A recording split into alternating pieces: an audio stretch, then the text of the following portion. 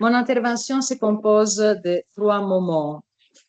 Le premier vise à tracer une introduction de la problématique choisie pour cette année de recherche collective à notre séminaire. Le deuxième moment a comme but de problématiser une des théories dont nous disposons en sémiotique pour traiter les stéréotypes, des stéréotypes produits ou bien par des automatismes ou bien par l'automatisation, à savoir la praxis énonciative qui sera mise en contraste avec la théorie de l'enregistrement qu'on peut traduire par mise en registre, formulée dans l'anthropologie linguistique américaine à partir, entre autres, de la sémiotique de Charles Sanders Peirce. Le troisième et dernier moment prendra en considération des stéréotypes visuels produits par l'IA générative en considérant les modèles text-to-image, texte-image, et les stéréotypes par rapport à la relation type-tokens et aussi à la relation classe-élément. Tout d'abord, je souhaiterais revenir sur les raisons théoriques et méthodologiques qui nous ont fait choisir cette thématique pour notre recherche collective de cette année de séminaire. Depuis 3 ans désormais, nous travaillons sur l'automatisation des langages au pluriel et l'année dernière sur la traduction multimodale automatique, notamment sur le modèle dit text-to-image. En effet, aujourd'hui, parallèlement au langage naturel, l'énonciation des images et des vidéos d'ailleurs est aussi automatisée à travers des technologies qui ont permis de faire rencontrer les Large Language Models avec les instruments de la vision par ordinateur et ainsi rendre possible ce que l'on appelle, à tort ou à raison, une nouvelle forme d'ekphrasis. Il nous a paru nécessaire de recentrer la focale sur le parcours historique des disciplines qui ont été à l'origine de cette automatisation des langages. Et ce sont notamment, comme vous le savez bien, la cybernétique et la linguistique générative qui ont été à la source de ce que nous pratiquons et étudions aujourd'hui. En ce sens, on souhaite revenir pendant cette année aux racines des débats qui ont permis de formaliser les langages ainsi que les raisonnements. Ces débats ont porté l'attention sur un problème qui a été celui de la cybernétique et qui est encore très central aujourd'hui.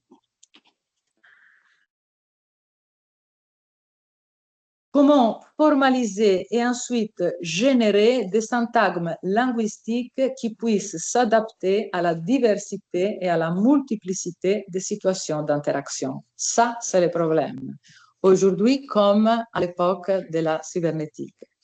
Cette question problématique a été récemment résumée par Catherine Hale et ensuite par Niccolò Monti par des mots très efficaces qui montrent que la formalisation de l'information ne coïncide pas avec l'automatisation du sens. Je vous lis rapidement la citation de Catherine Hale. Why divorce information from meaning? Shannon and Wiener wanted information to have a stable value as it moved from one context to another. Impossible. If it was tied to meaning, it would potentially have to change values every time it was embedded in a new context because context affects meaning. Fin de la citation. Ce qui a été formalisé à partir des années 50 par Wiener, Shannon et Weaver et leurs collègues, c'était un état de la langue figée, que nous pourrions éventuellement identifier avec, à la limite, la langue saussurienne, les schémas yemsleviens, mais pas du tout avec la parole ou les usages linguistiques. Seulement ensuite, il a été possible de formaliser ce que l'on entend par norme chez Yemslev, à savoir une forme matérielle qui préannonce une manifestation langagère dans des institutions sociales concrètes, mais qui se base toujours sur des traits différentiels et non pas sur des variations syntagmatiques continues face aux singularités interactionnelles. La situation est très différente aujourd'hui, car nous sommes en train de nous rapprocher à grands pas de la réponse singularisée de la machine et de toute adaptation aux besoins personnalisés. Autrement dit, à force d'être entraînés, les modèles génératifs deviennent de plus en plus sensibles à l'interaction en acte, c'est-à-dire à nos prompts, à notre interaction. Les recherches en intelligence artificielle à ce propos sont déjà très avancées et on ne peut plus les considérer comme un défi pour le futur. Pourtant, dans le cadre de l'IA généraliste à laquelle nous avons accès, donc nous sommes à un niveau un peu plus bas, un profil un peu plus bas, parce que ce sont des intelligences artificielles généralistes, nous avons remarqué que les résultats obtenus par les générations opérées surtout via les modèles text to image sont souvent, sinon pas toujours, en quelque sorte stéréotypés. J'ai consacré moi-même une bonne partie de mes interventions ces dernières années à ce problème de la stéréotypie dans les styles visuels de Midjourney et Dali. L'année dernière, j'ai présenté le problème des types méréologiques, qu'on pourrait peut-être appeler stéréotypes compositionnels, à savoir à travers des tests sur la représentation visuelle de la négation et plus précisément du visage sans nez. Ces tests ont une retombée très importante, non seulement par rapport au fait que les modèles de transduction texte-image ne sont pas aptes à prendre en compte la négation et la subtraction, mais exclusivement l'addition et l'ajout. Les retombées concernent aussi un niveau de réflexion plus général. En effet, les produits générés par l'IA dépendent non pas tant d'un enchaînement de tokens à partir des probabilités, mais de toutes les cristallisations discursives et des ensembles de stéréotypisations socioculturelles qui sont stabilisées et institutionnalisées dans notre patrimoine encyclopédique.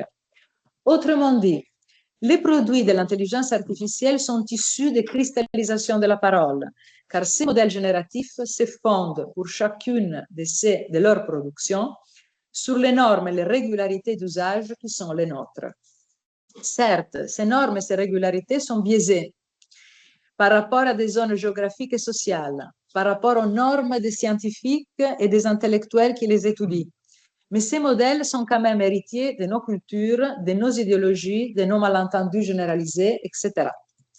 Ces modèles génératifs travaillent comme nous, en tant que co-énonciateurs, nous qui reprenons dans toute production d'énoncés des cristallisations culturelles dans lesquelles nous sommes immergés. Si on veut le dire avec Umberto Eco et ensuite avec Claudio Paolucci qui le reprend dans ses écrits, tout énoncé et toute subjectivité émerge en tant que petit écart, petite variation au sein d'une bave et d'un détritus de l'encyclopédie dans laquelle le sujet lui-même laisse des traces. La question la plus brûlante est évidemment la marge d'innovation que ces co-énonciations peuvent avoir. Et comme le dit très bien, l'encyclopédie dans laquelle le sujet lui-même laisse des traces. Et le temps éventuel que peut prendre la stabilisation de nouvelles formules ou propositions linguistiques énoncées par des groupes de personnes qui peuvent ou pas se répandre. Cette reprise et généralisation des propositions linguistiques nouvelles peuvent être étudiées dans le cadre d'un processus qu'on appelle de potentialisation lorsque nous utilisons les termes de la théorie de la praxis énonciative et ses modes d'existence. Voilà un schéma que vous connaissez bien, que j'ai déjà présenté à plusieurs reprises. C'est le schéma de la praxis énonciative et des modes d'existence. Je crois qu'aujourd'hui se dessine, alors je me consacrerai notamment à l'actualisation et surtout ensuite à la potentialisation, qui sont les deux moments les plus difficiles à étudier pour les sémioticiens. Je crois qu'aujourd'hui se dessine à l'horizon un décalage entre deux vitesses de ce processus de la praxis énonciative, celle de la culture humaine et celle de la culture qui sera à un certain moment forgée surtout par des énoncés autoproduits par la machine. Toutefois, les IA dont nous disposons, qui sont des IA généralistes destinées au grand public, vous le savez, ne savent pas encore mobiliser une plasticité suffisante vis-à-vis du contexte et demeurent quelque peu figées, sinon prisonnières, d'une organisation qui n'est pas, et je reprends le terme de Pierluigi Basso, systémique et écologique, mais bien systématique et procédurale. Dans le but de documenter cette rigidité, J'avais l'année dernière montré que les modèles génératifs n'arrivent pas à nous dessiner un visage sans nez. Les modèles génératifs résistent, voilà, résistent, si l'on peut dire, car les règles de composition et d'énonciation apprises par les exemples contenus dans les datasets qui l'ont entraîné font qu'il y ait une véritable lutte entre ces règles de composition apprises pendant l'entraînement, que j'appelle règles méréologiques, et les prompts formulés par l'usager. En ce sens, lorsqu'un modèle accepte de dévier de la normalité du visage à travers la représentation d'un nez bleu ou mauve, c'est parce qu'il va directement puiser, dans des stéréotypes, à savoir les masques de carnaval pour les nez bleus ou l'objet inanimé exposé au musée anthropologique pour les nez mauves, comme vous le voyez ici. Difficile donc de soutenir que l'IA générative travaille exclusivement au niveau de l'enchaînement des tokens. Sélectionner la zone sémantique du carnaval ou du musée anthropologique à partir d'un prompt qui fait la requête des couleurs bleues ou mauves en est une belle démonstration. Au moins en ce qui concerne les modèles text-to-image, comme vous le savez tous, qui fonctionnent de manière différente des large language models utilisés par ChatGPT. En deux mots, et en résumant grandement, si dans les deux cas, LLM et modèle de diffusion dans le cas de Midjourney, si dans les deux cas, les modèles 1 agit itérativement, 2 est guidé par la consigne, à savoir les prompts, 3 produit quelque chose qui est probable par rapport à ce qu'il a appris, une différence entre les LLM de ChatGPT et les modèles de diffusion Midjourney est que pour générer du texte, le premier modèle agit séquentiellement, du début de la phrase à la fin de la phrase, token après token, alors que pour générer l'image, le modèle agit par résolution croissante. Je vous montre quelques diapositives de la génération, de l'acte d'instauration de l'image. Midjourney, comme vous pouvez le voir dans ces trois collages d'images, qui sont des captures d'écran du processus d'instauration, agit sur toute l'image à la fois. Ce n'est pas une séquence. Mais d'abord, il agit de manière très floue. Bon, vous voyez les 47% dans la première image, c'est les 47% de l'instauration de l'image. Ensuite, les 71 et ensuite le processus d'instauration complété. Donc, d'abord, les processus d'instauration, on les voit très flous, très général, à basse résolution. Et ensuite, de moins en moins flou, avec une résolution précision de plus en plus grande. La grosse différence est en fait l'axe selon lequel l'aspect progressif est fait. Ordre séquentiel pour une phrase, de gauche à droite, de haut en bas, ordre par netteté, résolution pour une image, du grossier au détail. Je remercie Adrien de Liège d'avoir discuté de ces questions avec moi. Cette incapacité de la part des modèles de diffusion à sortir du schéma de la représentation du visage nous permet aussi de comprendre quelque chose de plus.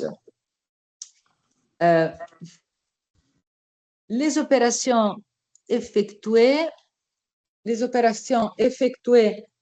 par ces modèles ne contemplent pas les manipulations rhétoriques que nous avons pu apprécier dans le domaine des arts et de la publicité et que nous avons étudiées à travers la rhétorique du groupe MU. Vous vous rappelez de tout ça? Il s'agit des déformations, des additions, des soustractions. Les additions, les soustractions célèbres qui rendent le monde de l'art et de la publicité si efficace et créatif ne sont pas encore générables dans le domaine des modèles de diffusion qui sont programmés pour rendre les résultats les plus réalistes et les plus reconnaissables. Voici donc quelques exemples, vous vous rappelez sans aucun doute, parce que vous êtes nombreux et nombreuses à avoir lu les traités de signes visuels du groupe MU. Pas de production de tropes, donc, pour les modèles de diffusion, contrairement à ce que peut faire ChatGPT si on lui demande de nous composer une poésie, bien sûr, il peut le faire. L'année passée, nous avons aussi abordé les stéréotypes qui sont surtout appréciables sur le plan de l'expression, avec l'intervention de Lionel Obadia, vous vous rappellerez, sur l'iconographie de diverses religions et d'autres contributions sur les stéréotypes représentationnels que dans mon cas, j'ai appelé stylistiques. Je vais continuer cette recherche sur ces genres de stéréotypes stylistiques pendant mon intervention d'aujourd'hui, en me demandant s'il s'agit vraiment de stéréotypes ou s'il s'agit plus simplement de standardisation, banalisation, typification des traits et des configurations, et si oui, quelles sont les différences que nous pouvons faire entre stéréotypisation, typification, mais aussi abstraction et extraction des spécificités et des singularités. Avant d'en venir à ceci, encore quelques mots d'introduction. Lorsque nous étions au séminaire de l'année passée en train de travailler sur des textes stéréotypés, en rapport avec la thématique de l'année qui était la créativité dans la traduction multimodale, et sur la question de l'énonciation et de la créativité machinique, qui serait propre au dialogue entre la machine et l'utilisateur, j'ai eu l'heureuse opportunité de lire la thèse de Niccolò Monti, qui est l'un de nos invités cette année. Cette thèse s'intitule Automatic Poetics, a Study of the History and Semiotic Conditions of Artificial Linguistic Creativity. Elle a été soutenue le 29 mars dernier à l'Université de Turin, co-responsable Massimo Leone, en co-tutelle avec l'Université de Paris 8, responsable Pierre Cassou-Noguès, qui sera notre prochain invité le 3 décembre, et met en perspective l'histoire de l'automatisation en linguistique et en cybernétique avec l'histoire des disciplines qui se sont occupées d'automatisme. La biologie, la psychophysiologie, la psychanalyse, notamment au XIXe siècle, y compris les automatismes de notre corps. Ce corps est vu par les disciplines citées comme un assemblage de parties composant un mécanisme, plus ou moins en relation avec la segmentation et l'automatisation du travail humain. Sur la question de l'automatisation, segmentation du travail humain, on a invité Carlo Vercellone, spécialiste de cette question, qui interviendra en février. Dans cette thèse, Monti revient sur les relations entre créativité et automatisation en reparcourant les étapes jusqu'à ce que l'on appelle aujourd'hui la créativité computationnelle. Cette créativité, on la doit à un processus de grammaticalisation entamé en cybernétique par Norbert Wiener. Si l'année dernière, nous nous sommes surtout penchés sur la créativité, nous souhaitons cette année insister sur le processus de grammaticalisation, justement, et de stéréotypisation. Non, la question est donc, la question fondamentale, la question clé est donc la suivante. Comment la grammaticalisation des langages peut-elle se tourner en stéréotypisation dans les produits des modèles génératifs et donc dans les productions de la formalisation des langages et de leur automatisation? Mais nous avons déjà évoqué la question inverse, à savoir comment la stéréotypisation se grammaticalise-t-elle? En discutant aussi avec Juan, on s'est dit que cette année, on devrait essayer d'investiguer la manière dont les automatismes, machiniques ou pas, produisent d'un côté des cristallisations au niveau de l'expression, y compris corporelle, celle des tics, et à ce propos, nous aurons des invités experts de cette question, tels que Megan Barker de l'University College London et Igor Pelgreffi de l'Université de Vérone. Sur l'éthique, par contre, on aura le plaisir d'écouter Massimo Leone le 10 juin. Alors, il y a quelqu'un peut-être auquel il faudrait désactiver le micro. Oui, oui, je l'ai désactivé. Je l'ai désactivé. Parallèlement à ces automatismes corporels, la problématique choisie pour cette année vise à étudier la manière dont l'automatisation des langages produit sur les usagers des effets d'automatisme langagier qui sont dus à son entraînement, à sa rapidité de réponse et parfois, dans le cas de ChatGPT, à sa neutralité par défaut, qui, comme nous le savons, vient de sa pondération, à savoir du système de poids qui a été préétabli face à chaque argument abordé. Petite curiosité, ce qui est intéressant, je crois, sur l'usage répandu de ChatGPT est qu'il nous a aussi conduit à des usages linguistiques au contraire ou en négatif. Dans quel sens? Bah, ChatGPT est assez identifiable, par exemple, par l'utilisation des tirets, ce qui a pour conséquence une diminution de leur utilisation naturelle chez certains utilisateurs pour ne pas être identifiés comme étant ChatGPT alors qu'ils ne le sont pas. On a donc aussi, grâce ou à cause de ChatGPT, l'effet inverse de l'apparition des tics langagiers, à savoir leur disparition. Au début de ChatGPT, par exemple, il y avait aussi cette utilisation permanente du mot delve, we delve into the topic, que les gens ont commencé soigneusement à éviter pour les mêmes raisons. Enfin, pour notre réflexion de cette année, nous souhaitons étudier la manière dont les automatismes du corps et l'automatisation des langages convergent. Cette relation ou entrecroisement peut se lire à travers la perspective des stéréotypes. Ceux de la machine... Ah, il y a eu quelque chose... Ah, mais Denis a pris le contrôle. Attends. Je n'arrive plus à déplacer ma... Mais pourquoi il a pris le contrôle?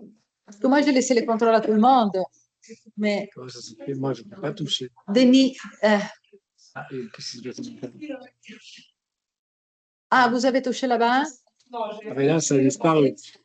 Ne touchons rien pour l'instant. Denis prend le pouvoir. Oui, c'est clair.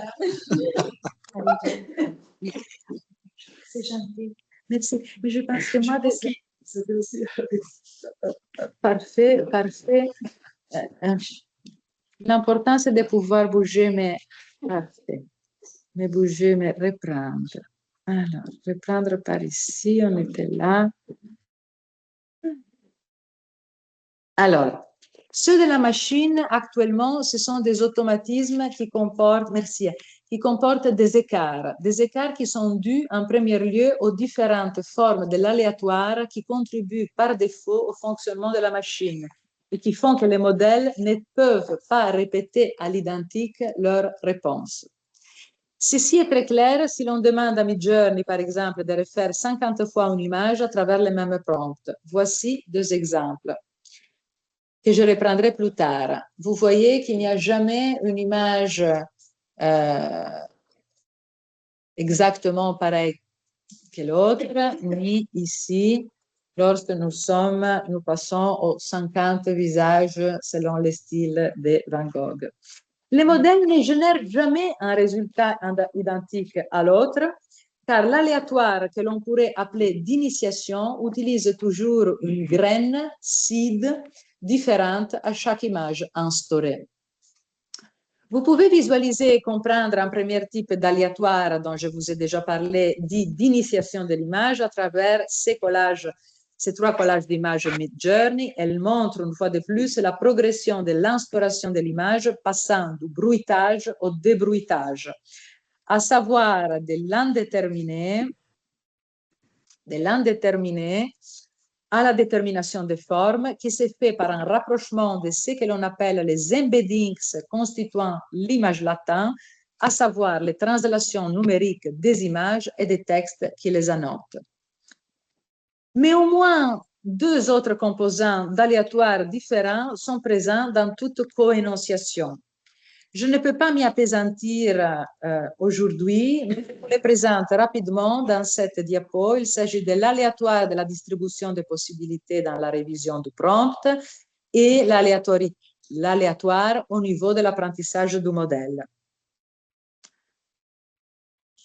Cette intervention de l'aléatoire était d'ailleurs aussi ce qui faisait dire à Gilles Deleuze dans son livre sur Bacon que les peintres devaient se débarrasser tout plein de stéréotypes remplissant sa toile vide par des gestes au hasard. Des gestes faits sans contrôle volontaire, projection de couleurs, effacement à l'aveugle de certaines parties, dessin de traits aléatoires non signifiants. Je pense que tout le monde connaît bien le travail de Deleuze et donc se rappelle de ses livres sur Bacon et sur les hasards et sur l'aléatoire. Je cite un petit passage de Deleuze il faudra assez vite faire des marques libres à l'intérieur de l'image peinte pour détruire en elle la figuration naissante et pour donner une chance à la figure qui est l'improbable lui-même. Vous voyez, la recherche de l'improbable lorsque tout est géré par des probabilités et sur la toile, tout ce qui a déjà été produit, tout ce qui est déjà connu, etc., etc., et d'autant plus dans les modèles génératifs. Ces marques sont accidentelles, dit Deleuze, au hasard, mais on voit que le même mot hasard ne désigne plus du tout des probabilités. Il désigne maintenant un type de choix ou d'action sans probabilité. On s'aperçoit que les hasards caractérisant les procès de production de Francis Bacon décrits par Deleuze et l'aléatoire de la machine opèrent tous deux d'une certaine manière pour déstabiliser les probabilités, à savoir les stéréotypes. Les probabilités du stéréotype pictural, d'un côté, envahissent la toile avant que le peintre prenne son pinceau en main. Et de l'autre, ce sont les probabilités mathématiques établies par le système d'embeddings au sein de l'espace latin qui les contient, qui mettent en relation les prompts et les formes visuelles. C'est la rencontre des embeddings toujours qui fait le rapprochement entre prompts et formes visuelles. En ce sens, j'ai déjà proposé dans plusieurs articles l'idée que l'aléatoire est à l'origine de toute créativité machinique. Dans cet article, par exemple, publié dans un livre qui s'intitule Economy and Semiotics, je fais même l'hypothèse que l'aléatoire est une nouvelle forme d'aura benjaminienne.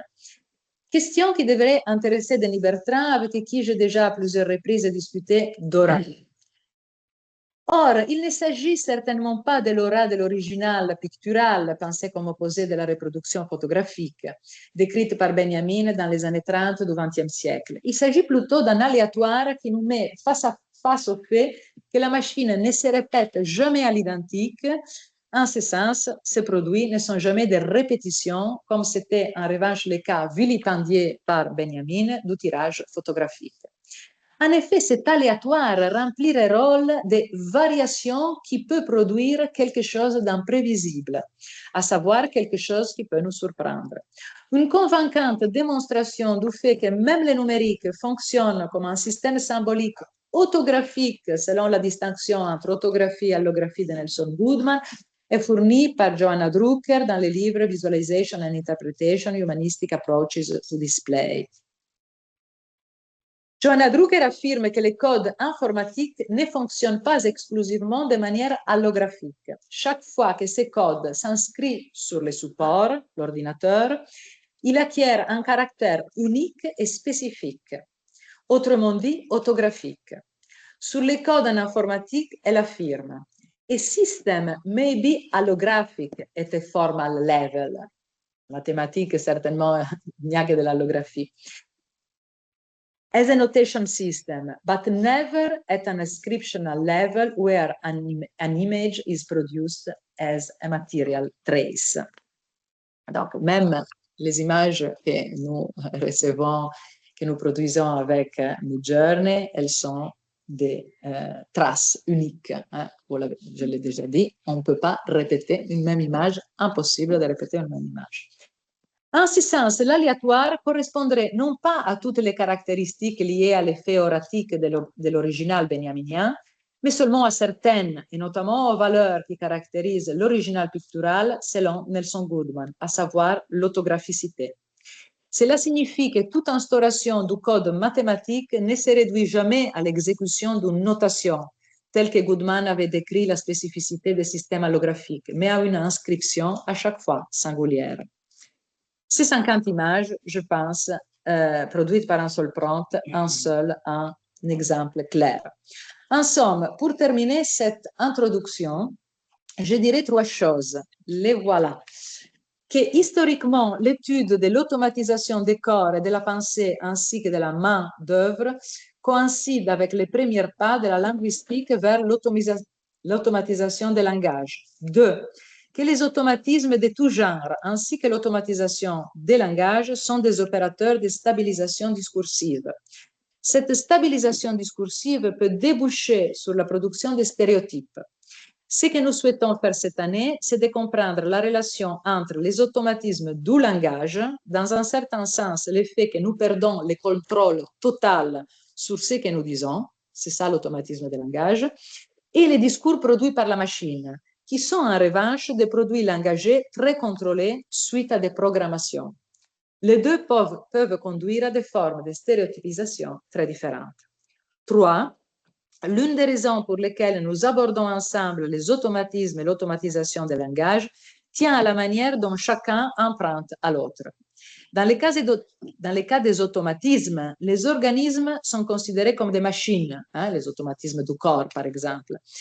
Dans ces cas, les organismes sont considérés comme des machines, en partie autonomes du contrôle de la conscience, de notre conscience. Dans le cas de l'automatisation des langages, le but ultime est d'imiter au plus près la capacité d'adéquation langagère aux différentes situations, à savoir sa plasticité et sa flexibilité, donc le contrôle total.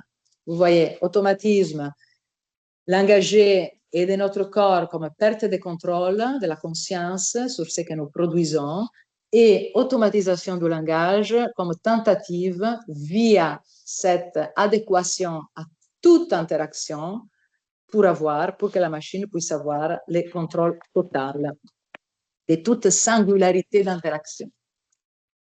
Bon, j'en viens au deuxième moment de mon intervention. Comme déjà dit les années précédentes, les stéréotypes est une question que nous pouvons traiter via la théorie de la praxis énonciative. La praxis énonciative est, je dirais, le seul outil ou le meilleur outil dont nous disposons en sémiotique post-grémacienne pour aborder ces problèmes. La praxis énonciative aborde la dynamique de la culture et aurait l'ambition d'étudier les évolutions et les transformations des langages et des formes culturelles sur la longue durée. En ce sens, les normes, les stéréotypes et les clichés sont constitutifs de cette dynamique du côté de la virtualisation comme lieu de stock disponible et aussi comme lieu qui accueille ensuite de nouvelles formes culturelles en voie de stabilisation et institutionnalisation. Je parle exclusivement en ce moment de la virtualisation. Donc, lieu de stock et lieu d'accueil.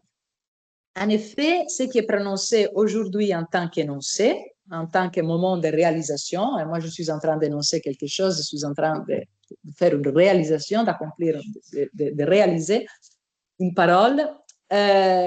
Aujourd'hui, ce qui est prononcé en tant qu'énoncé hérite de ce qui a été potentialisé par le passé. En affirmant ceci, nous avons souvent oublié que ce que la réalisation en tant qu'énoncé exprime sont aussi les règles contextuelles, à savoir ce que j'appellerais des circonstances qui peuvent être plus ou moins virtuelles, qui encadrent son actualisation.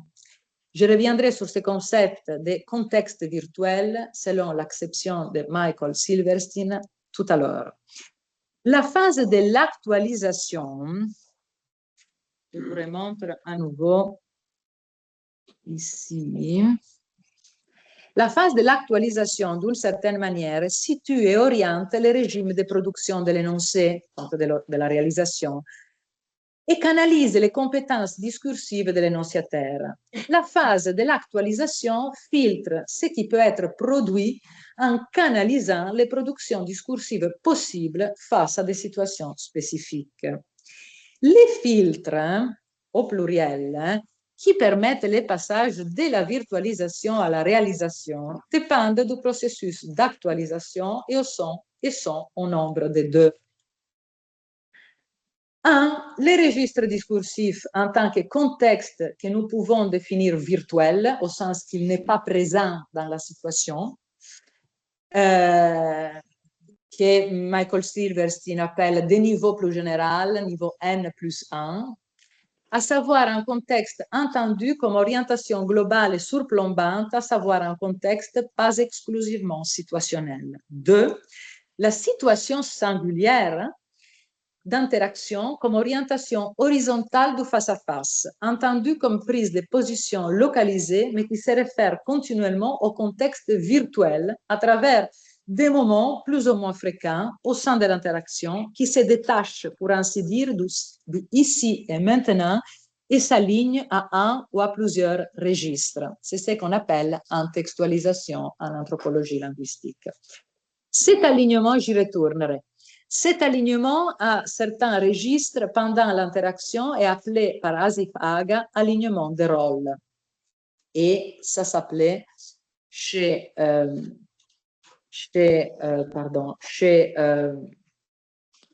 Bakhtin Conventionalized Social Voices.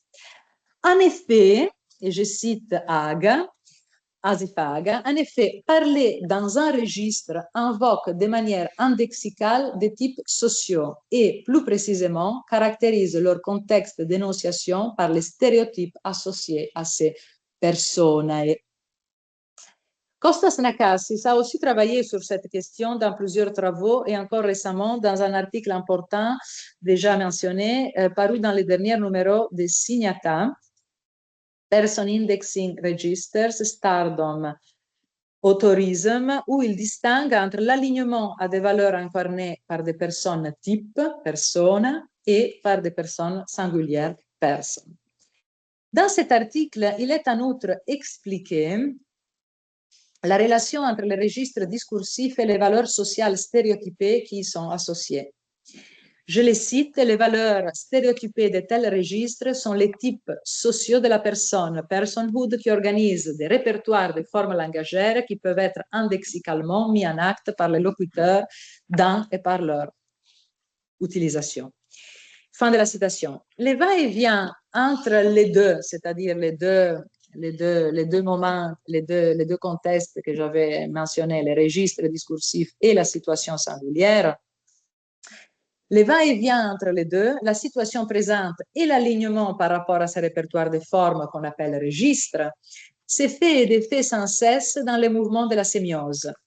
Il est aussi important de préciser que cette approche, comme l'explique Aga lui-même, s'oppose dans un article que puis je vous montrerai, s'oppose nettement à toute approche descendante de la formation d'une langue standard telle que celle théorisée par Pierre Bourdieu, par exemple.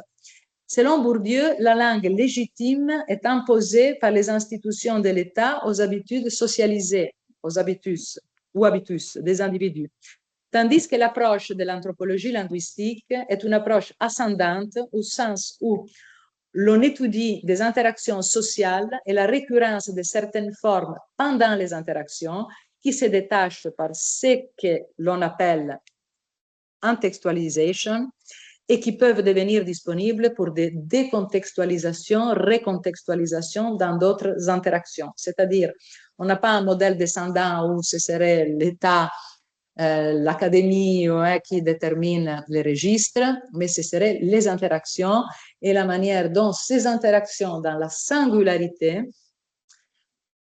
à partir de cette singularité, il y a des formes qui sont appelées des types ou des textes qui se détachent de cette singularité interactionnelle, qui font la référence à des registres, qui s'alignent par rapport à celles et ceux, les personnes qui utilisent ces registres et qui sont toujours des registres qui renvoient évidemment à ce qu'on appelait des classes sociales, etc. Allez, je ne sais pas si on en parle encore.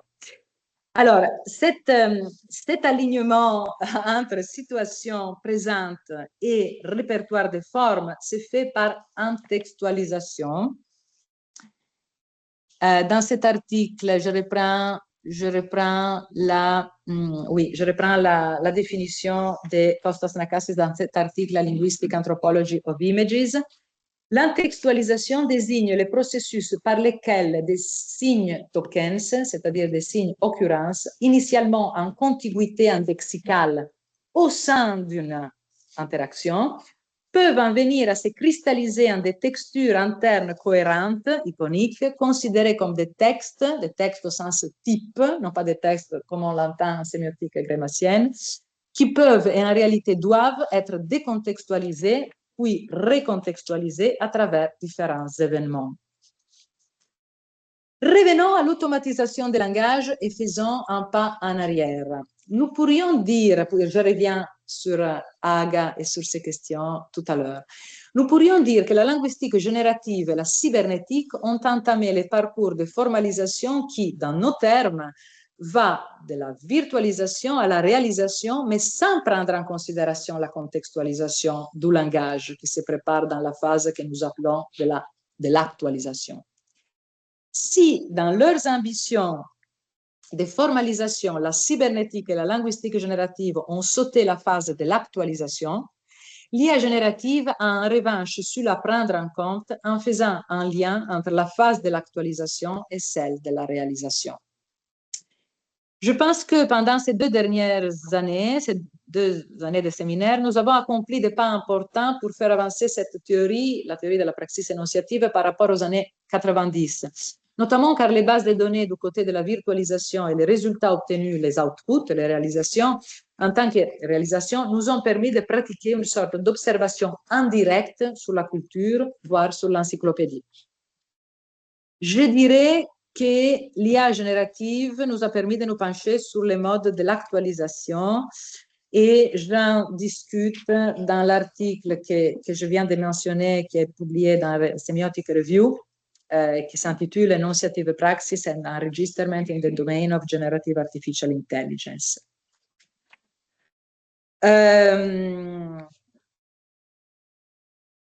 Alors, qu'est-ce que ça veut dire ceci? Ben, je saute quelques citations, mais disons que tout ceci pour dire que l'IA générative a rendu possible une formalisation des langages qui est au moins en partie adaptative aux situations. On s'en rend compte quand on discute avec Claude, ChatGPT, mais aussi évidemment avec Midjourney. Autrement dit, les réalisations de l'IA générative tendent vers une adéquation au contexte. Autrement dit, elles passent à travers le processus de l'actualisation. Le moment de l'actualisation est ainsi donné par l'envoi du prompt et par toutes les opérations énonciatives qui en suivent et qui couvrent, surtout dans le cadre des large language models comme ChatGPT, plus encore que dans le cas des modèles de diffusion, on l'a dit, tel que Midjourney, la mise en registre, à savoir l'adéquation, voire l'alignement entre des requêtes, les prompts, et les registres discursifs déjà enregistrés dans les modèles. Parce qu'il y a tous les registres discursifs, évidemment, déjà enregistrés dans les bases de données.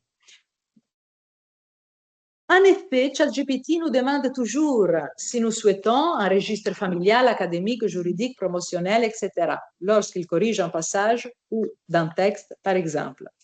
Si les expériences avec l'IA nous ont donc permis d'avancer sur la relation entre virtualisation, actualisation, réalisation, en revanche, et dirais-je malheureusement, les effets de l'IA générative sur les modes de la potentialisation ne sont pas encore visibles ni analysables, bien que prévisibles.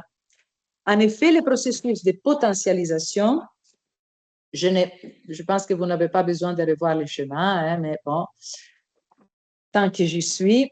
Alors, en effet, le processus de potentialisation ne peut pas être étudié sans une véritable recherche historique accompagnée d'une analyse ethnographique et anthropologique.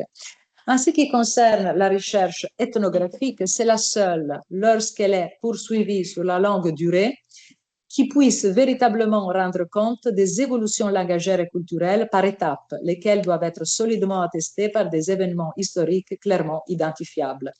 Pour étudier les processus de potentialisation, il faut donc s'appuyer sur des recherches faites ailleurs qu'en sémiotique. En effet, lorsqu'une proposition langagère dans les langages quotidiens ou dans les arts ou dans une discipline scientifique apparaît comme nouvelle ou comme rupture dans les champs stabilisés du discours, elle peut suivre des parcours de développement différents en termes d'intensité et d'extension selon les domaines sociaux que l'on prend en considération comme pertinents.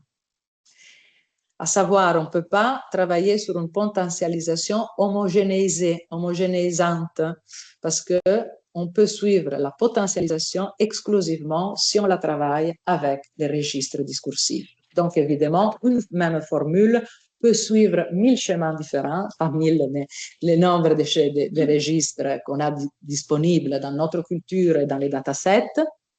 Et donc, il peut y avoir des formules nouvelles qui sont totalement rejetés dans certains registres qui n'existeront jamais, qui ne seront jamais enregistrés dans certains registres, ne seront jamais stockés dans certains registres, et par contre qui auront une longue vie et qui seront virtualisés ensuite à travers d'autres registres. Par exemple, dans le cadre des arts, certaines métaphores peuvent être reconnues et stabilisées, subir donc un processus qui de la potentialisation amène à une stabilisation et acceptation partagée, mais seulement dans les domaines précis du monde de l'art et pas dans un autre domaine, par exemple celui de la politique ou de la publicité ou de l'éducation. Autrement dit, une rupture par rapport au sens commun peut se normaliser en art, mais pas dans les discours quotidiens, par exemple, ou vice-versa. Et ces deux destins différents et différents parcours d'une même proposition de rupture peuvent être étudiés selon un certain processus que j'appellerai provisoirement potentialisation par domaine. En effet, cette potentialisation n'est, comme je viens de le dire, jamais un processus uniforme, comme elle a été parfois théorisé en sémiotique.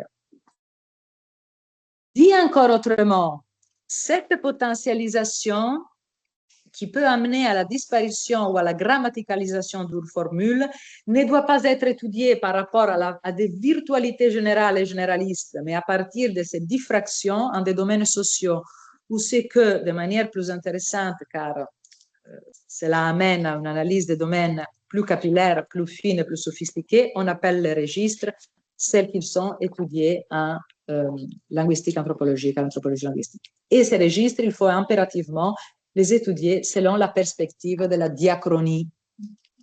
Toute analyse diachronique sur laquelle nous n'avons pas encore fait nos épreuves nous montrerait la diffraction de ces processus de potentialisation, toutes ces asymétries que nous, en sémiotique grémacienne et post-grémacienne, n'avons pas étudiées en raison d'une méthode d'analyse restreinte aux textualités et aux pratiques saisies dans leur synchronie. Cette diffraction a été très bien montrée en anthropologie linguistique par Asifaga dans ses études sur les registres discursifs sur la longue durée. Je ne vous reporterai que l'exemple de la received pronunciation. Qu'est-ce que c'est la received pronunciation? Bon, c'est la prononciation, c'est un registre phonolexical de l'anglais britannique standard et ses divers développements selon les différentes classes sociales sur la longue durée. Cette received pronunciation est étudiée selon le processus d'enregistrement, de mise en registre, un processus par lequel, justement, un répertoire linguistique devient différenciable au sein d'une langue, en tant que registre de formes socialement reconnu et reconnaissable. Haga, dans cet article, entend par registre, par exemple, les discours informels, le langage des hautes sociétés, l'argot d'Internet, les styles littéraires, les langages religieux, etc., qui inclut des images de la personne qui est en train de les utiliser, ainsi que de la pratique sociale en cours. Cet registre inclut donc des langages non verbaux et des comportements. Dans cet article de 2003, The Social Life of Cultural Value, Haga étudie la manière dont ce registre phonolexical de la received pronunciation, qui est identifiable par un accent valorisé en Angleterre qui pointe les doigts vers une certaine identité socioculturelle, en est venu à être, je cite, considéré comme un emblème de statut dans la société britannique, un emblème du statut du locuteur lié à un système spécifique de valeurs culturelles. Haga étudie en particulier une série de processus sociaux, des processus de production de discours, de maintien et de transformation de la valeur, par lesquels les schémas de valeurs culturelles possèdent, pour ainsi dire, une vie sociale. Un registre possède une vie sociale, une formule possède une vie sociale. Une existence processuelle et dynamique qui dépend des activités des personnes sociales reliées entre elles par des interactions discursives et des institutions. Comme je le disais dans d'autres termes tout à l'heure, autre citation, chaque registre manifeste divers types de croissance et de déclin, ça c'est très important, d'expansion ou de rétrécissement, des changements ou de stabilisation le long d'une ou de plusieurs dimensions de l'organisation du registre. Par exemple, une modification de la taille et de la composition des répertoires, de l'étendue des valeurs pragmatiques associées à ces formes, ou encore du domaine social des personnes familières de ces formes et de ces valeurs. Haga considère chaque valeur culturelle comme le résultat des pratiques situées socio-historiquement qui font circuler ces valeurs selon des trajectoires identifiables dans l'espace social. Ce terme identifiable est très important car les processus qui l'intéressent et nous intéressent sont des processus identifiables qui l'intéressent à Haga et à nous. Ce sont des processus identifiables, là où identifiable est déjà un synonyme d'un processus de typification ou au moins d'alignement. Les typifications récurrentes dans les utilisations des individus deviennent des stéréotypes de l'utilisation du registre. En ce sens, Asif Haga retrace l'histoire de cette received pronunciation pour montrer la manière dont des interactions, voire des réalisations lointaines dans le temps, ont été à la base d'une stabilisation d'un registre, mais aussi la manière dont ces registres ont subi des transformations selon les classes sociales qui l'ont utilisé, ont essayé de l'utiliser ou n'y ont jamais accédé. À propos de cette dynamique sur la longue durée, il rappelle qu'aucune norme largement reconnue de prononciation de l'anglais n'existait au XVIIe siècle.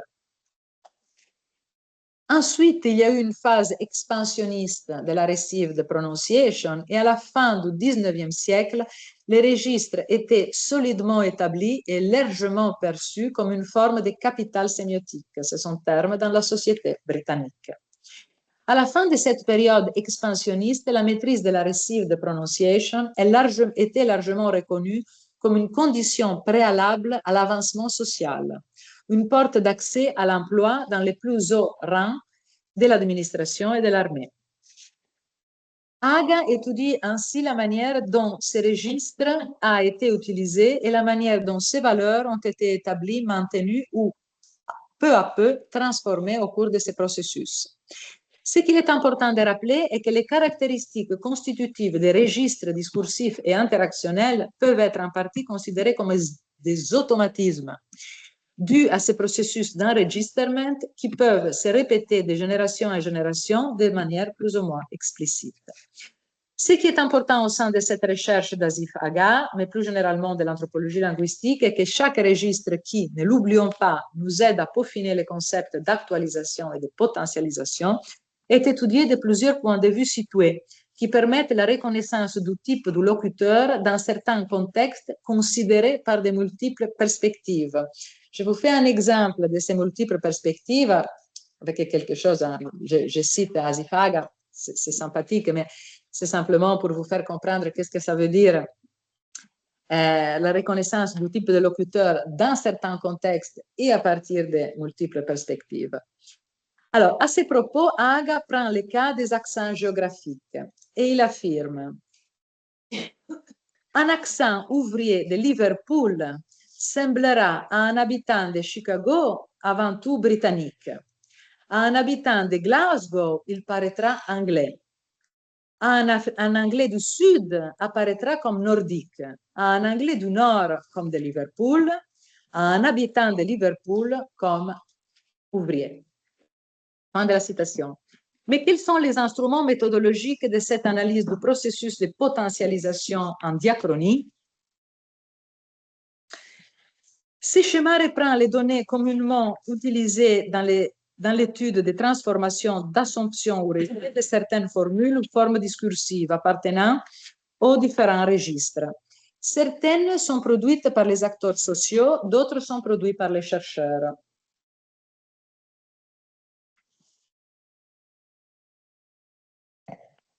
Certaines de ces données, vous voyez, ce sont toutes des données qu'on peut étudier pour comprendre quelque chose à la diachronie.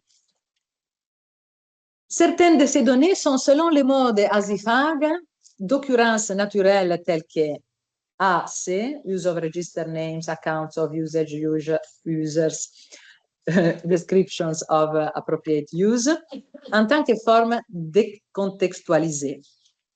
Dans le cas de DE, il s'agit de formes discursives en acte, l'échange de tours, de paroles, etc.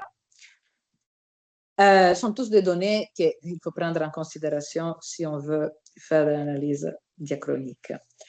Contrairement à ces données d'occurrence naturelle, c'est-à-dire qu'on peut effectivement observer dans la vie sociale, celles des exemples de F à H sont créées par l'analyste en intervenant dans la vie sociale des personnes étudiées par le biais d'entretiens et de questionnaires. Les éléments I, Q constituent un ensemble hétérogène de genres qui typifie et différencie les formations des registres. Vous voyez, hein, il s'agit par exemple des rituels, etc. Et typifie et différencie les formations des registres dont aucun ne se rencontre dans toutes les sociétés, ni ne devient accessible à tous les membres de la société où ils existent, contribuant ainsi à des asymétries de compétences des registres. Par exemple, dans le rituel, on n'est pas tous au même niveau et donc on n'accède pas tous à la même compétence. Pour terminer sur cette intégration de la praxis énonciative par la mise en registre, je ferai 3 commentaires finaux. Alors, je l'ai intitulé l'agenda de la praxis énonciative. Alors, prochainement, il faudra, à mon avis, intégrer les registres et étudier la manière dont les interactions singulières indexicalisent des acteurs sociaux et des formes stéréotypées. En effet, en reprenant Asifaga, ce processus de mise en registre rend ainsi analysable la diffusion à grande échelle des stéréotypes au sein des populations changeantes. 2. Focaliser l'attention sur la manière dont la première étape du processus de potentialisation débute, à partir de ce qui se détache de l'événement de l'ici et maintenant de l'interaction pour construire diverses formes de cohérence, voire un type et ensuite un alignement avec les registres. C'est ce qu'on appelle intertextualisation. 3. Intégrer la diachronie dans l'analyse de la praxis énonciative, jusqu'à présent travaillée surtout comme schéma général d'un processus jamais historiquement documenté ou à travers des exemples isolés et étudiés exclusivement dans la synchronie. Je termine cette deuxième partie en citant Pierluigi Basso, de manière générale sur la praxis énonciative, les écarts. Je n'ai pas la citation, je pense. Si. Les écarts et les ruptures par rapport à des formes figées, à savoir virtualisées, peuvent constituer des éléments de discontinuité capables d'ouvrir de nouveaux parcours praxiques. Ils ont alors une fonction normative, voire même grammaticale, ou bien même de se présenter comme des variantes dépourvues localement d'une valeur interprétative supplémentaire, c'est-à-dire elles ne concourraient pas directement à la potentialisation, c'est-à-dire à la typification, à la grammaticalisation, etc., etc., mais néanmoins seraient incapables à long terme de contribuer à une dynamisation de la forme type à laquelle elles avaient été initialement rapportées. Alors, maintenant, je vais commencer mon troisième moment sur les stéréotypes stylistiques. Venons à la troisième partie, très courte. Oui, mais je ferai aujourd'hui. J'en ai encore pour un minimum un quart d'heure, parce que justement, j'ai fait toute une partie d'introduction qui m'a empêché de venir. Alors, venons-en à la troisième partie, très courte, sur les stéréotypes stylistiques. Je vous rappelle rapidement les cadres de mon travail à ce sujet. Sujet que j'ai abordé à la fin de mon intervention de l'année dernière ici au séminaire et que j'ai approfondi dans plusieurs articles, dont celui publié dans Semiotica, publié en janvier dernier, dans les numéros, vous le savez, sur l'intelligence artificielle et l'énonciation que nous avons dirigé avec Juan et Massimo Leone, et celui publié dans Semiotic Review, que je vous ai déjà montré tout à l'heure sur l'enunciative praxis and enregistrement. Les tests via Midjourney et DALL-E sur les styles historiques servent de fondements nécessaires pour évaluer les regards ancrés dans ces modèles génératifs qui sont définissables comme d'autres formes de perception du monde. Utiliser les styles, on a déjà parlé, vous vous rappelez, même la première année de la série des 2 années, on a parlé des perceptions topologiques, des perceptions calculées, vous vous rappelez des optical calculus et ces questions différentes. Bon, il s'agit d'autres formes de perception du monde. Hein. Ce sont les perceptions machiniques. Utiliser les styles et les images historiques sert de base pour analyser, comme dit, les regards de la machine. Vous voyez, j'utilise toujours des styles, des auteurs très reconnaissables pour pouvoir comprendre, à partir du stéréotype qu'on s'est fait de ces auteurs, quels sont comment la machine elle-même, en plus, stéréotypise davantage ce que nous avons déjà stéréotypé. Alors, utiliser les styles et les images historiques sert de base pour analyser les regards de la machine, mais aussi pour étudier la stéréotypie des styles historiques eux-mêmes, qui sont forcément définissables comme quelque chose de reconnaissable, donc de stabilisé et, j'oserais dire, d'une certaine manière, typifié.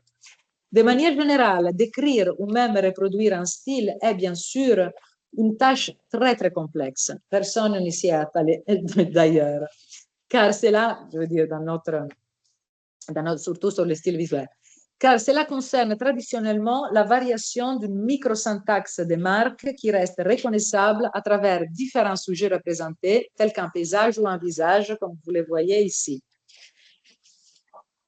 Nous l'avions très bien compris via tous nos tests sur différents artistes peintres très connus. C'est très facile de reproduire le style de Van Gogh, c'est-à-dire de rendre, de faire en sorte qu'on reconnaisse Van Gogh, mais très difficile de reproduire celui de Paul Klee, par exemple.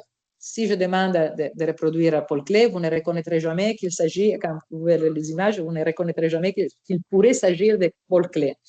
Pourquoi? Est-ce que cela signifie que le style de Van Gogh est déjà en lui-même stéréotypé? Ou bien est-ce que cela signifie que c'est la praxis énonciative, tous les processus de gadgetisation de Van Gogh dans les t-shirts, les sacs à main, etc., qui ont rendu son style facilement reproduisible? Si l'on choisit cette seconde option, ce serait donc la stratification récente du style van Goghien dans la gadgetification générale et non pas son style en lui-même qui aurait typifié ses caractéristiques en les rendant très disponibles à l'exagération et à la kitschification. Il s'agit en tout cas d'une question importante concernant les processus de stéréotypisation-potentialisation qui s'est fait progressivement au fil du temps lorsque différentes strates et médiations du style original s'accumulent. Donc, le problème est important parce que est-ce que ces styles qui sont forcément un peu typifiés parce qu'ils sont reconnaissables sont déjà en eux-mêmes aussi dans notre manière de les penser des stéréotypes ou c'est par contre, comme je le crois évidemment, c'est la biographie de ces styles, c'est-à-dire la manière dont on travaille ces styles ailleurs que dans le monde de l'art, dans le monde du marketing de l'art, par exemple, qui produirait, qui accumulerait, qui donnerait cet effet de typification et stéréotypisation à travers différentes strates. Mais ce qui est important de dire est que dans la production d'un stéréotype, il ne s'agit pas seulement d'exagérer des caractéristiques, telles que par exemple les coupes de pinceaux de Van Gogh extraits des tableaux tels que des tableaux tels que par exemple La Nuit étoilée. Alors on pourrait dire, pourquoi je reprends La Nuit étoilée? Je pourrais aussi reprendre d'autres, Les Champs de blé, Courbeau, etc. Mais c'est pour dire que La Nuit étoilée est une des images qui est le plus, qui a servi de plus dans la production du style lui-même, d'un style généralisé Van Gogh. Donc on le retrouve dans les visages. Hein.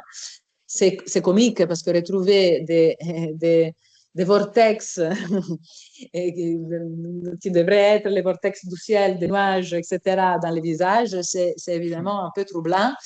Et ici, vous voyez, on reprend les jaunes du champ de blé au Courbeau et des mouvements de désastre qui sont plutôt de La Nuit étoilée.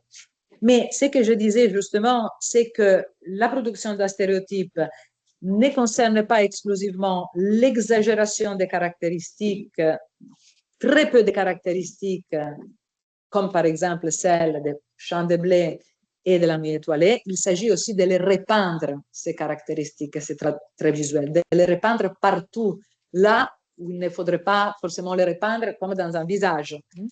En effet, la nuit étoilée semble, avec quelques autres paysages, servir de modèle à répéter dans toutes les images qui sont générées via les prompts de Van Gogh Style, indifféremment du genre et de la thématique demandée, un visage ou un paysage. Prenons donc ces deux images en considération. On constate qu'il est possible d'identifier exactement la même microsyntaxe du style van Goghien dans les tests portant aussi bien sur les portraits que sur les paysages. Certains portraits sont même intégrés à l'intérieur des paysages typiquement van Goghiens, quand il n'y a pas de paysages normalement dans les portraits et autoportraits van Goghiens, reproduisant la syntaxe lumineuse caractéristique de ces représentations du soleil et des autres corps célestes. Les types de coups de pinceau demeurent ainsi les mêmes entre paysage et portrait, comme si le style de la nuit étoilée, du chant des corbeaux, etc., avait été transféré, voire distribué sur des visages. Cela suggère que les modèles a inféré le style de la nuit étoilée de Van Gogh et peut-être d'autres paysages d'une manière très précise durant la phase d'entraînement, mais peut-être trop précise. Et surtout, demandons-nous, est-ce que dans les styles historiques, la syntaxe de l'instauration, je parle des styles historiques, la syntaxe de l'instauration, à savoir la syntaxe de l'inscription des formes, change selon qu'il s'agit de dessiner un paysage ou un visage humain? Et encore, tous les paysages produits par la même main partagent-ils la même syntaxe? Si nous allons regarder dans la vraie production, dans le style historique, la production de Van Gogh, nous voyons qu'en 1888, il a fait quelque chose de très impressionniste et j'oserais dire même de divisionniste. Vous le voyez ici.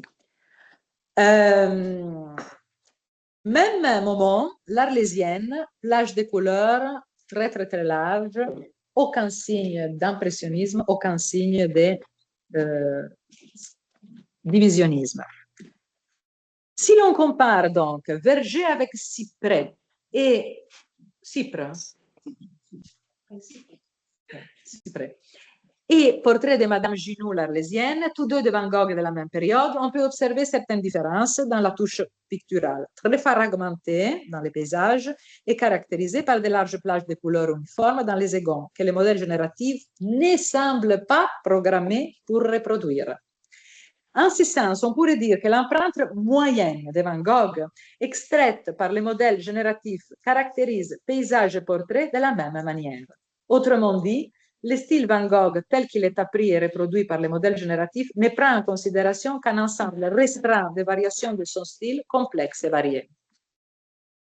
Pour approfondir la question du champ restreint des variations des traits récurrents et des objets représentés qui ont été extraits et qui identifient le style van Goghien dans le cas des modèles génératifs, je souhaite citer deux anthropologues linguistes qui abordent ces problèmes dans les termes de Charles Sanders Peirce.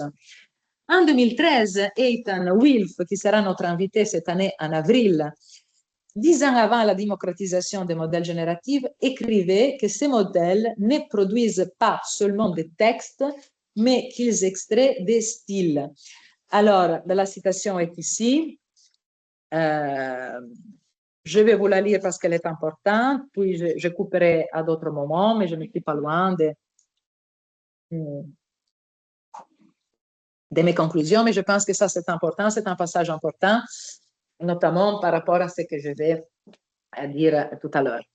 Alors, selon Wilf, même si ces systèmes génératifs, tout comme un CD ou un fichier MP3, sont des technologies de reproduction, ils ne reproduisent pas des textes spécifiques, à savoir des séquences, à savoir des spécificités, mais ils reproduisent des styles ou des thirds, à savoir des généralités. La reproduction du style par ces systèmes consiste à la fois dans leur capacité à abstraire un style à partir d'un corpus de séquences et à générer de nouveaux séquences ou textes différents dans ces styles indéfiniment. Julien Porquet, vous vous rappelez de lui, je pense, parce qu'il est intervenu l'année dernière au mois de mai, commente les textes de Wilf dans ses travaux sur les styles et propose une interprétation encore plus convaincante des styles artificiels. Selon lui, les modèles génératifs, plutôt que de reproduire des thirds, sont plus enclins à extraire des firsts, des qualités isolées telles que les textures, les couleurs, etc., et à les aligner co-textuellement dans la production de nouvelles images, ce qui ne veut pas dire de constituer un third. Cela signifie que ces chaînes de firsts, de primeités, même si elles peuvent imiter le style de certains artistes pour certains observateurs, ne produisent jamais l'effet de totalité constituant un style.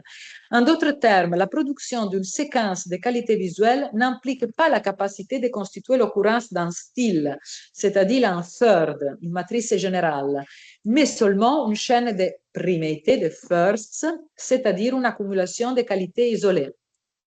Une démonstration de cette affirmation réside dans le fait que, dans les productions du style Van Gogh, même si la texture picturale est fortement suggérée, il y a toujours des coups de pinceau insistés, l'absence de patine dans les couleurs hypersaturées et la séparation nette entre les coups de pinceau donnent aux images une apparence plus photographique que picturale.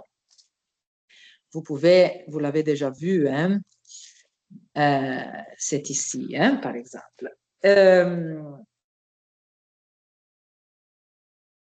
En ce sens, ces rendus photographiques,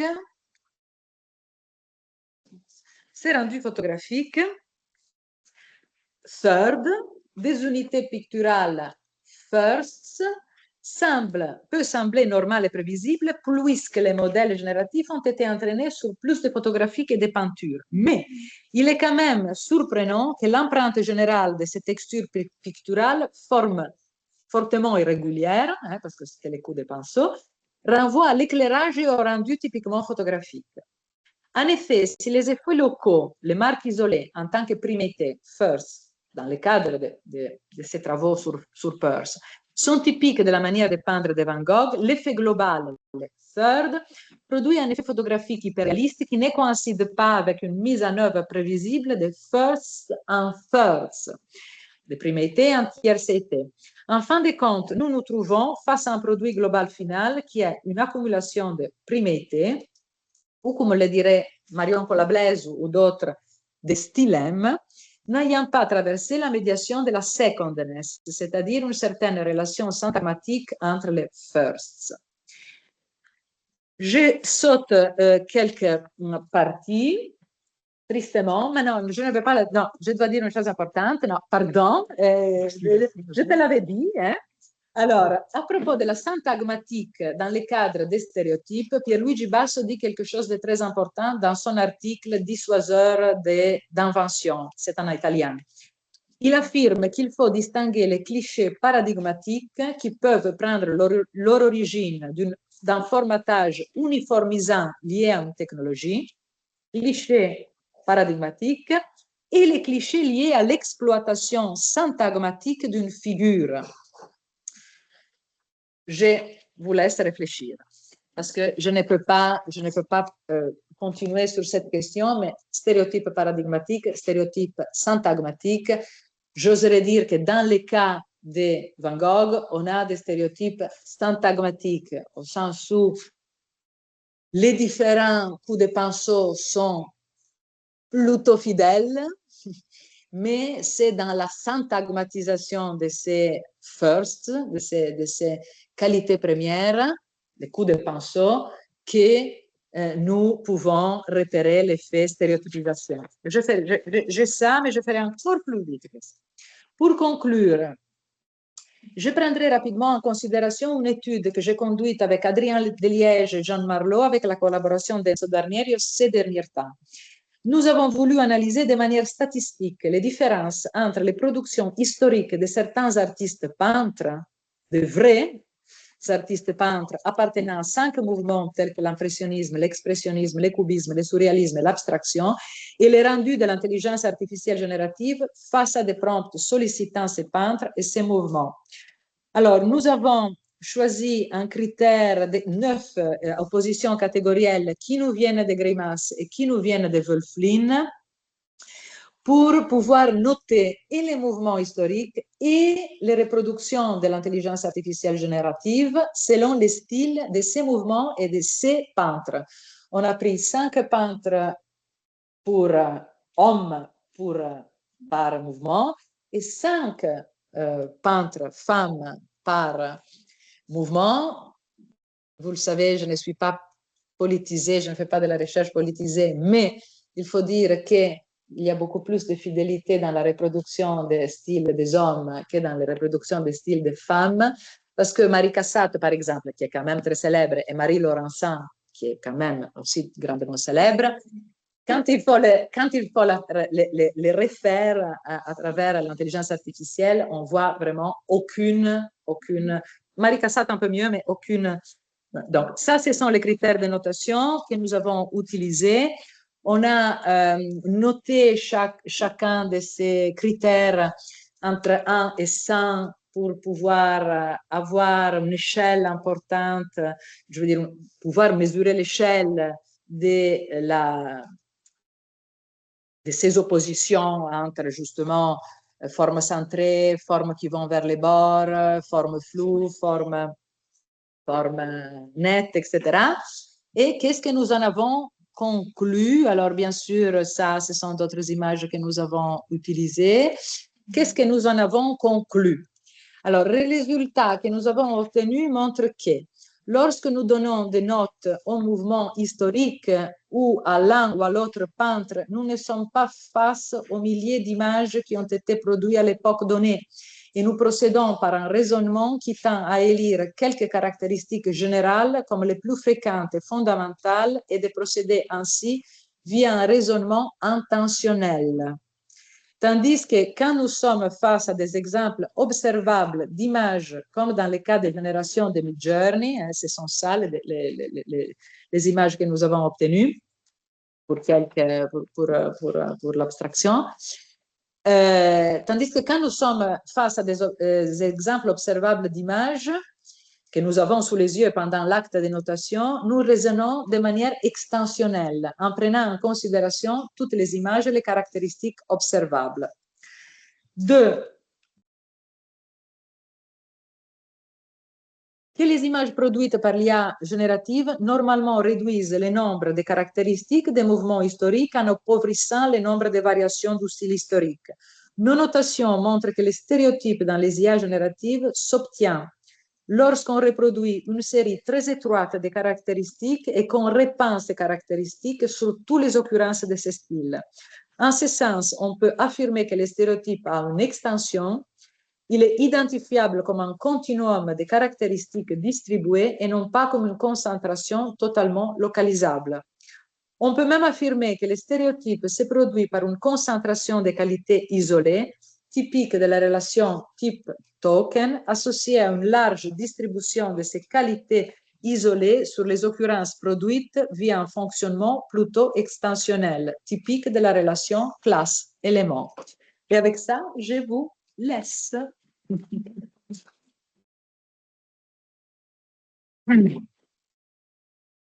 Merci Maria Giulia pour cette intervention brève. Aussi, non, merci beaucoup pour le panorama large, riche de questions que nous allons devoir aborder cette année. Merci beaucoup. Avant de laisser la parole à la salle ou à la salle virtuelle également, je vois déjà Marion qui a levé la main vite fait. J'aimerais juste te poser une question. En fait, la partie finale quand tu parles de... Je crains que Marion a ouvert... Marion? Non, il y a une autre personne. Non, Marion maintenant, elle a coupé. Okay. Mais Marion, on va te dire quand tu peux prendre la parole, oui. Oui, ensuite. Alors, Marion, Jean-François. Okay. Donc, tu citais cet auteur Ethan Wilf, très, très intéressant. L'idée que ce qui est convoqué finalement par la potentialisation, en fait, ce ne sont pas des occurrences à chaque fois.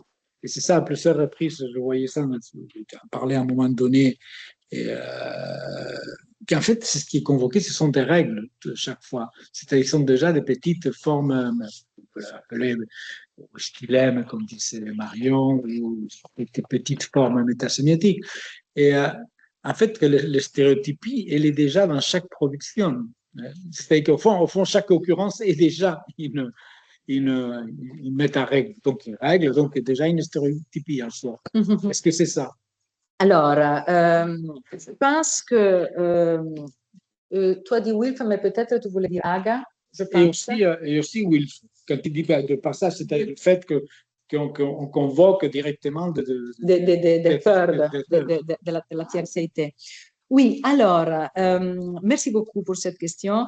Alors, je n'oserais pas dire que ce qu'on potentialise est déjà massivement stéréotypé. J'oserais dire qu'il y a des étapes, qu'on commence par une identifiabilité, parce que justement, les registres naissent quand on commence à voir qu'il y a, comment dire, un processus de formation qui se distingue du reste des autres formations et de la globalité de la langue, disons.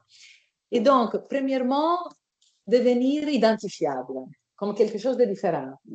Et ensuite, se stabiliser, mais se stabiliser à travers le fait que ces formules doivent être assumées par un grand nombre de personnes.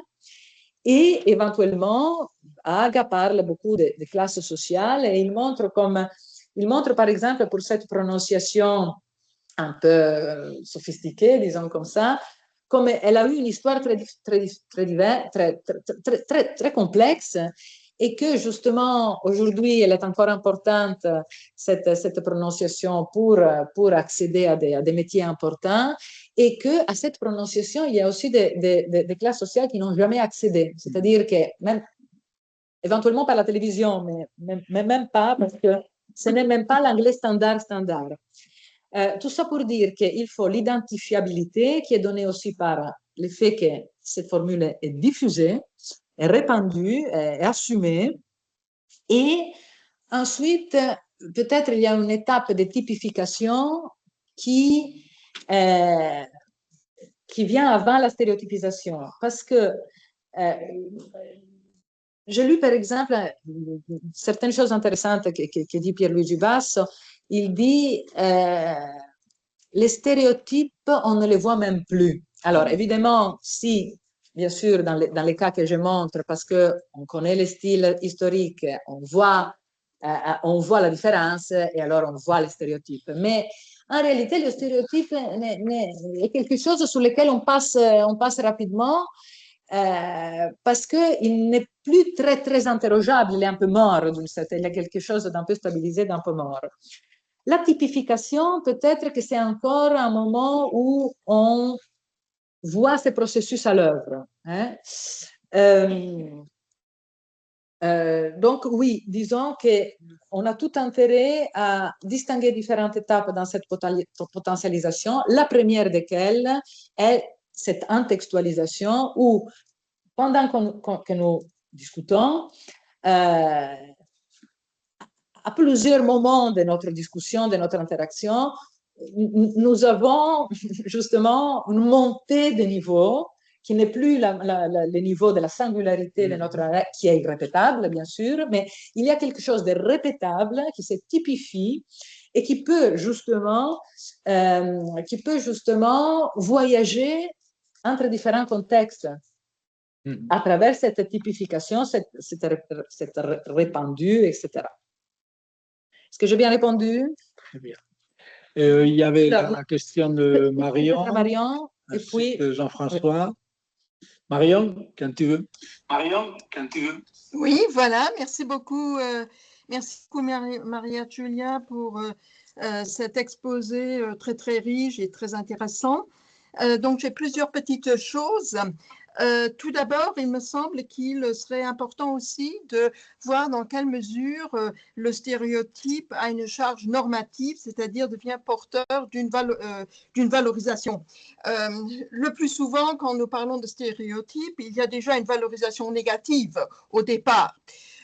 Voilà, donc je me demande s'il ne faudrait pas, là encore, prévoir différentes strates.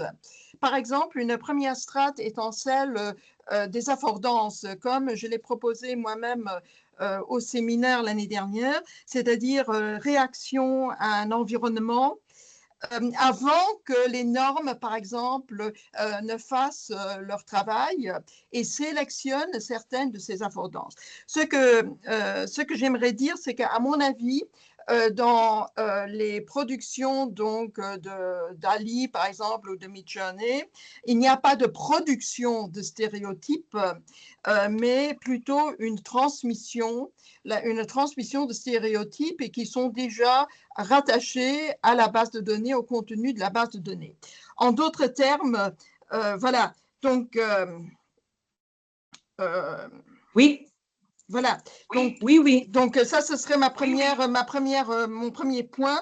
Deuxième point, très très rapidement, il me semble que tu as tracé une voie très importante qu'il faudra absolument explorer, c'est celle de la conscience, parce qu'on ne peut pas évidemment dire tout simplement que d'un côté, donc dans l'automatisation humaine, il y a perte de conscience et que d'autre part, il y a le contrôle par la machine, hein, parce que la machine, évidemment, est-elle dotée d'une conscience, etc.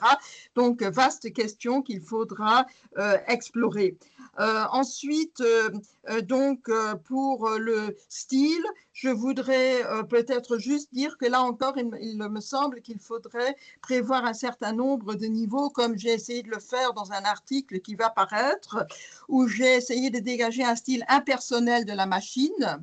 Ensuite, un autre niveau de généralité moins important déjà, des styles donc rattachés au modèle deep learning eux-mêmes, DALL-E, Midjourney, etc. Un autre niveau encore moins général, des styles octoriels.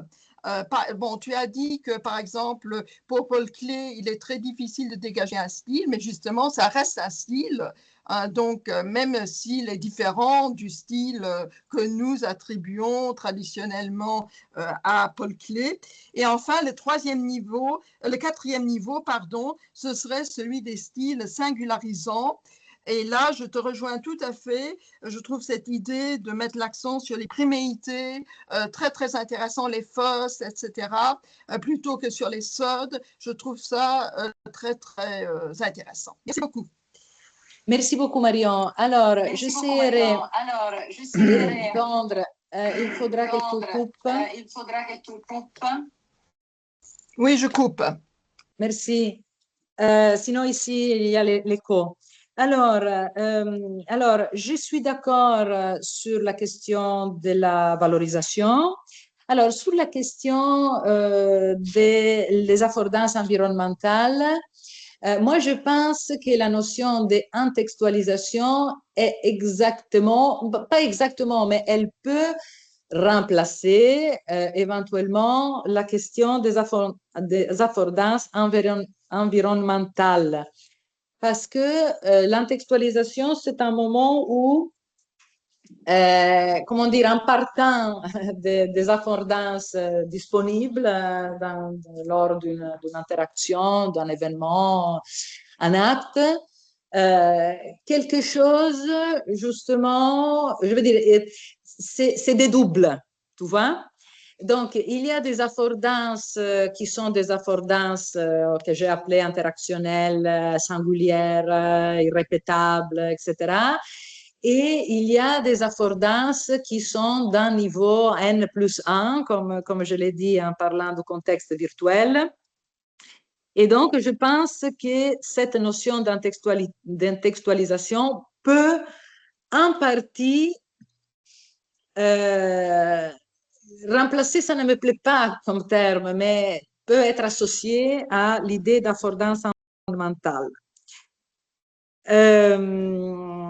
Alors, tu dis que ce n'est pas Midjourney qui produit les stéréotypes, mais ce sont les bases de données qui contiennent déjà les stéréotypes. Je ne suis pas d'accord parce qu'on ne peut pas dire que les stylistes sont tous stéréotypés, non. Tout au contraire, ce sont des octorialités singulières. Je prends mon cas, hein. je prends mon cas, et que donc la stéréotypisation se fait parce que, comme on l'a dit à plusieurs reprises les 2 dernières années, il y a en effet des averaging, des productions de la moyenne, d'actions par probabilité, etc., ce qui fait que ce qui est reproduit est ce qui est plus répandu, plus fondamental, etc. Donc, c'est pour ça que je pense que c'est vraiment le fonctionnement de la machine qui stéréotypise. Ensuite, la question sur la conscience, je ne suis pas arrivée à entendre correctement, je pense, l'entièreté de la question. En tout cas, oui, quand on travaillera sur les automatismes et pas sur l'automatisation, je pense qu'on reviendra beaucoup sur les problèmes de la conscience. Alors, les styles, alors, je ne connais pas ce texte dont tu parles qui doit paraître sur style impersonnel, style octoriel, etc. Je voudrais en savoir davantage. Ciao, au revoir, bisous. Je voudrais en savoir davantage. Tu sais bien que nous, on a écrit un article à ce sujet sur les différents styles, les styles de Midjourney et les styles de Dali, et que moi-même, j'ai différencié entre un style global, qui probablement est ce que tu appelles style impersonnel, et style régional, que c'est probablement ce que j'appelle le style, ce que tu appelles le style octorial.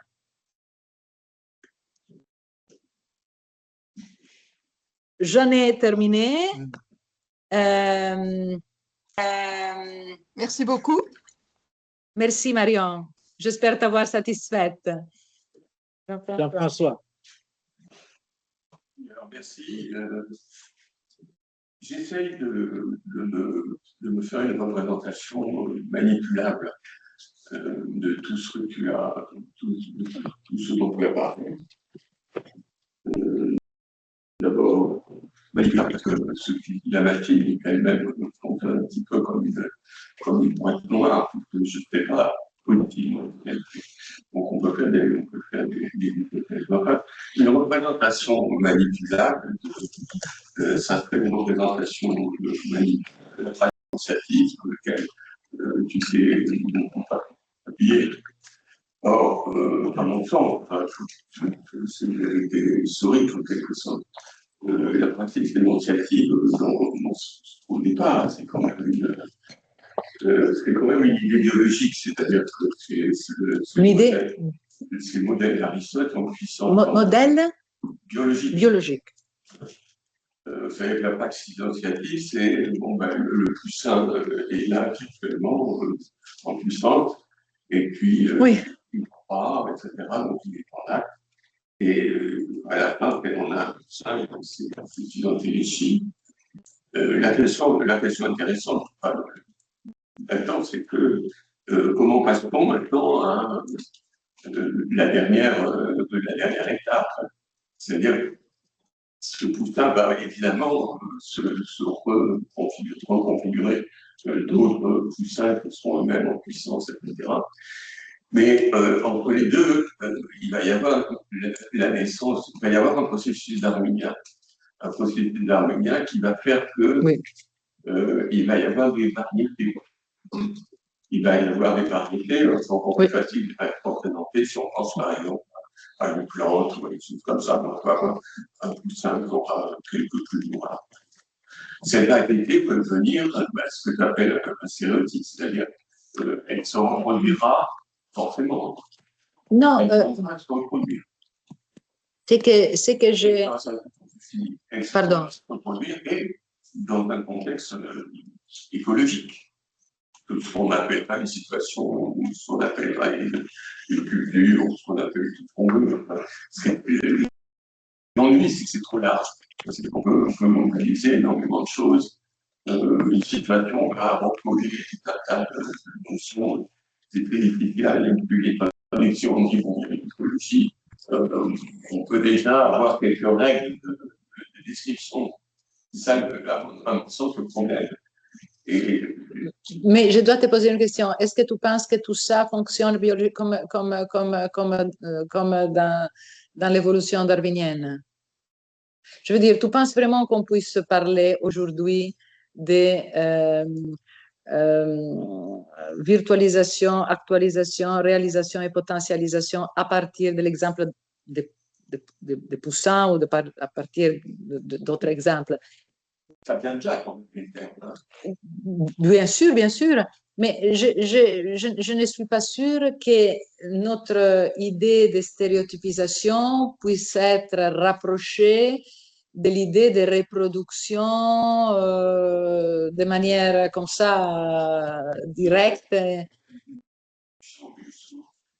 La possibilité par rapport à des règles, oui. Ça, la question. Oui. La possibilité par rapport à des règles de produire quelque chose qui suit toujours les règles avec des variations. Et que ces variations se stabilisent. C'est ce que j'ai compris. Oui, bien sûr. Mais je comprends. Merci beaucoup. C'est très intéressant parce que ça me permet de revenir sur la chose peut-être la plus importante, c'est-à-dire la potentialisation par domaine. Hein? Et alors, oui, comme tu l'as dit, il y a une variété dont j'ai essayé de rendre compte à travers cette potentialisation par domaine. Moi, je l'appelle potentialisation par domaine, mais c'est en réalité la théorie des registres qui permet de faire ça. Parce que la possibilité des registres, de l'enregistrement, dont je parlais. Dont je parlais. Et la question est que une fois que tu as la réalisation, c'est Poussin qui va bien, etc., bon, quelque chose de réalisé, une situation, un énoncé, n'importe quelle performance qui est là, un acte, etc.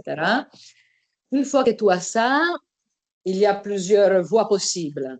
Il y a la voie de l'extinction, évidemment. Il y a quelque chose que je dis ici aujourd'hui et qui ne sera jamais repris par personne. Cette potentialisation par domaine ne sera peut-être jamais reprise et alors ce sera une réalisation unique qui, dans le monde de la recherche scientifique en sémiotique, n'aura pas de potentialisation. Mais qui sait qu'il y a un artiste là-bas qui veut reprendre cette idée de potentialisation de manière peut-être métaphorique, potentialisation par domaine, et qui veut la reprendre dans une de ses œuvres, que ces œuvres puissent être rendues célèbres par des processus de marketing divers, etc., etc. Là, on voit la variété dont tu parles, c'est-à-dire cette formule meurt dans les domaines scientifiques, de la recherche scientifique, mais vit, fait tout un autre parcours dans les domaines de la recherche artistique, par exemple, et ainsi de suite. Donc, il s'agit d'une tentative, vraiment d'une tentative de pouvoir rendre compte de la vie de chaque, non pas de chaque mot que nous prononçons, mais de chaque formule que nous produisons et que les autres peuvent reprendre et qui peut donc être répandue, qui peut donc être mal entendue, mal répétée, etc., etc., mais qui est disponible sur les marchés de la potentialisation à travers différents domaines. Les scientifiques, l'artistique, mais je ne sais pas, il peut y en avoir d'autres peut-être. Ma question porte sur, parce que si je dis une variation, c'est parce que il y a aussi un peu génétique, etc., etc. Il y a quand même des règles qui sont légèrement travaillées pour qu'il y ait des variétés. Bon, certes, des variétés qui sont travaillées, des règles qui sont travaillées, bien sûr, qui se transforment, qui continuent de se transformer, bien sûr. Oui. Bien sûr, non, mais il n'y a rien de figé pour toujours. Alors, disons que même la received pronunciation dont parle Haga. Même les variétés, on va pouvoir théoriser trouver des règles. permet de théoriser les variétés. C'est ça, Bien c'est sûr, ça que je voulais souligner. bien sûr, bien sûr. Puis juste une dernière remarque. Sur la question des accents, j'ai entendu il n'y a pas longtemps, il y a une semaine, un exposé d'un sociologiste sur justement la question, les demandes des gens par rapport à l'apprentissage d'une langue. Et l'immense majorité des gens, alors c'était l'anglais, on a bien sûr beaucoup de faire l'anglais britannique, l'anglais, etc. Mais la grande majorité veulent un anglais neutre. Il y a un problème du neutre, évidemment. Et ça, c'est intéressant, le problème du neutre, ça nous ramène à part. Oui, oui, oui, oui, oui. Merci. Merci Jean-François. Aluminé. J'ai un petit commentaire et une question par rapport à ce que tu disais sur merci beaucoup d'abord, c'était super intéressant comme toujours et j'ai encore envie de continuer un peu. Mais ce que tu mentionnais sur la manque d'espace entre les coups de pinceau de Van Gogh, c'est ça les commentaires, j'ai l'impression que la machine ne supporte pas les silences et les silences aussi picturales. Donc, c'est-à-dire que doit remplir tout ce qui serait l'étoile de l'œuvre et pour cela, il ne reconnaît pas les supports. Et donc, ce qui fait Van Gogh et qu'on peut reconnaître variation des styles à l'intérieur de son style, parce que la magie nous dit aussi que Van Gogh n'était pas académique. Donc, on va trouver tout à l'intérieur de Van Gogh, donc il prend les plus reconnaissables. Mais justement, ce qui permet de voir la différence à l'intérieur de Van Gogh, c'est les silences entre ces coups de pinceau et à l'intérieur de la composition. Et le commentaire, c'est tout le monde que les artistes contemporains travaillent beaucoup la matière et les supports, maintenant, même en utilisant l'intelligence artificielle. Et comme on a déjà discuté pour les machines qui travaillent dans l'espace muséal, expositif, etc. Ça, c'était les commentaires, mais la question était liée à la potentialisation du domaine, que je trouvais super intéressant, et surtout si tu les trouves liés justement à la biographie des styles. Parce que là, je réponds à la notion de couplage entre ces domaines de Pierluigi Basso, parce que justement, j'ai l'impression que, au moins dans les cas de Van Gogh, où des artistes sont reconnaissables par l'imagine, et là, c'est évident le problème avec les fans, la potentialisation par domaine de les styles de Van Gogh a une biographie si large qui permet que les autres domaines qui ne sont pas l'artistique sont, entre guillemets, d'accord par rapport à la génialité, à l'importance historique de Van Gogh. Alors que cela ne peut pas arriver dans les cas de femmes artistes, parce que les domaines autres que les domaines artistiques ne sont pas encore au courant de l'existence des femmes artistes comme Frida Kahlo. Donc, je me demande où est-ce que vous avez placé, par exemple, dans les expériences, Anne-Marie Laurencin, parce qu'elle ne fait pas partie du cubisme, elle ne fait pas partie du surréalisme. Elle ne fait pas partie de rien du tout, et ça arrive avec toutes les femmes artistes. Donc, en fait, je trouve la notion de potentialisation par domaine encore plus intéressante que l'enregistrement, si j'ai bien compris. Parce que cette histoire de couplage entre les domaines qui permet que la magie fasse ce type de stéréotypes qui ont même ces connotations négatives dont on va parler. Oui. Merci beaucoup. Alors, sur la question de la machine ne reconnaît pas les silences, oui, absolument, c'est le problème. C'est pour ça que je dis que les styles de Van Gogh reproduits par accumulation de primautés, il n'y a rien entre ces primautés, il y a un vide chez Van Gogh que la machine ne peut pas reproduire comme syntagme entre une primauté et l'autre. Donc, je suis très d'accord. Sur la question Van Gogh, alors, je serai très brève. Tu as tout compris. Je pense que oui, tu as raison. Alors, je ne connais pas la théorie de l'enregistrement tellement bien à pouvoir dire ils ne se sont jamais occupés des relations entre registres ou relations entre domaines. Ce serait faux de ma part de le déclarer.